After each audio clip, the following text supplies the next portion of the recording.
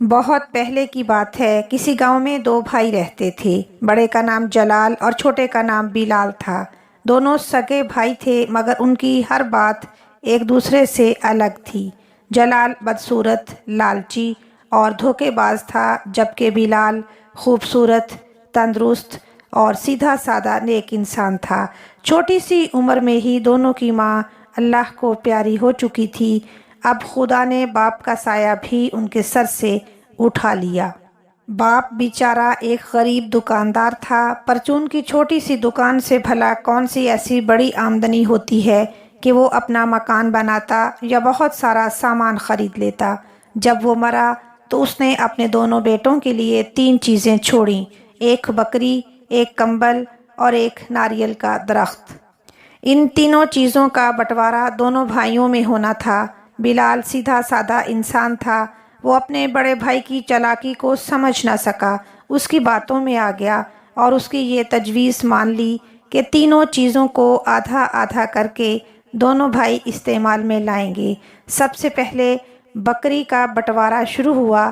بڑے بھائی نے کہا، اگر بکری کے 2 ٹکڑے کر کے ہم آپس میں بانٹ لیں تو بکری مر جائے گی، اس لیے تم اس کا اگلا حصہ لے لو اور میں اس کا پچھلا حصہ لے لیتا ہوں۔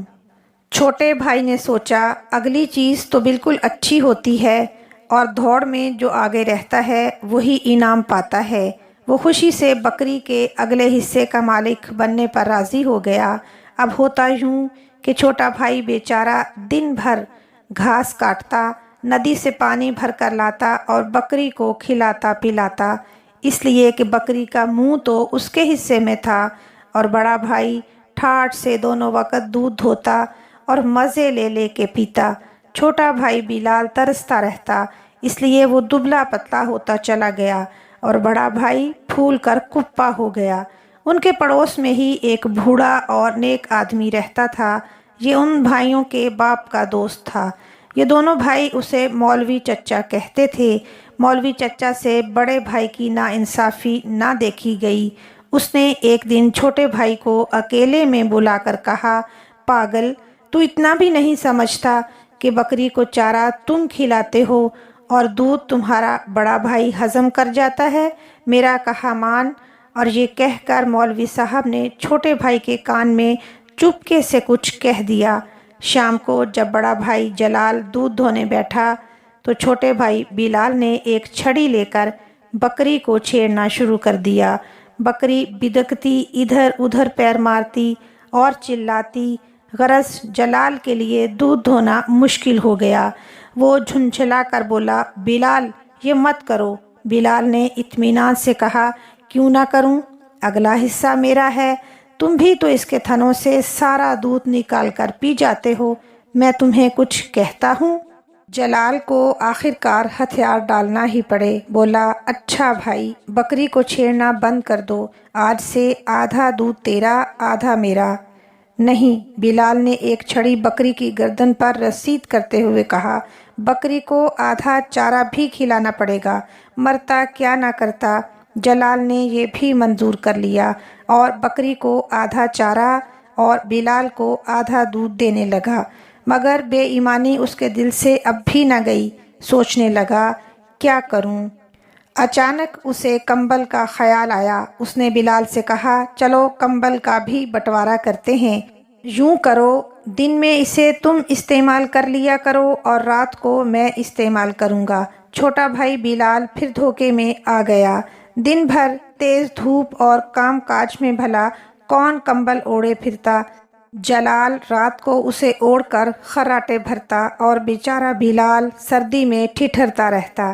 کئی دن گزر گئے، مولوی چچا کو پھر دکھ ہوا اور اس بار انہوں نے بلال کو پہلے کی طرح ایک بڑی عمدہ ترکیب سمجھا دی۔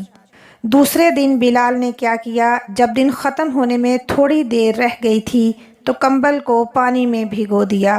رات کو بڑے بھائی نے اوڑھنے کے لیے جب کمبل اٹھایا تو اسے بڑا غصہ آیا، چیخ کر بولا، یہ کیا ہے، کیوں بھگویا تم نے کمبل؟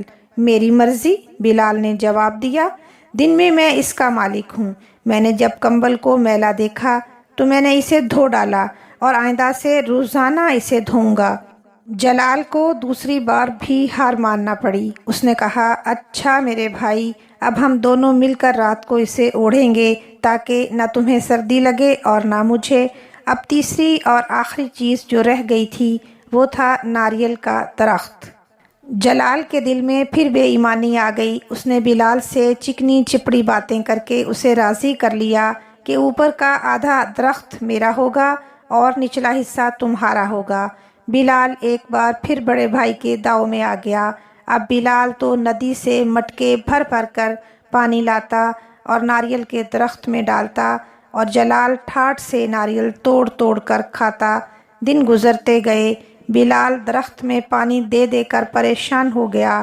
مولوی چچا سے بلال کی پریشانی اور جلال کی بے ایمانی دیکھی نہ گئی، اس لیے کہ مولوی چچا خود ایماندار اور شریف آدمی تھے، نہ خود بے ایمانی کرتے تھے اور نہ کسی دوسرے کو بے ایمانی کرتے ہوئے دیکھ سکتے تھے۔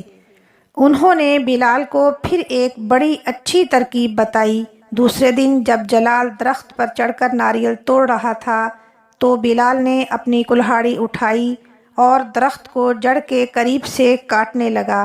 ارے ارے، یہ کیا کر رہے ہو؟ میں گر جاؤں گا۔ اوپر سے جلال نے چلا کر کہا۔ میں کیا کروں؟ بلال نے جواب دیا، جڑ تو میرے حصے میں ہے، چاہے کاٹوں چاہے پانی دوں، میری مرضی۔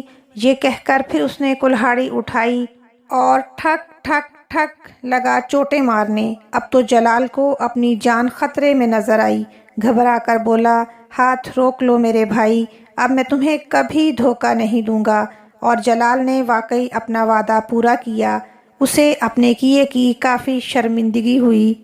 اس نے بلال کو پھر کبھی دھوکہ نہیں دیا، کبھی اس سے بے ایمانی نہیں کی، اور یوں دونوں بھائی جلال اور بلال آپس میں مل جل کر رہنے لگے۔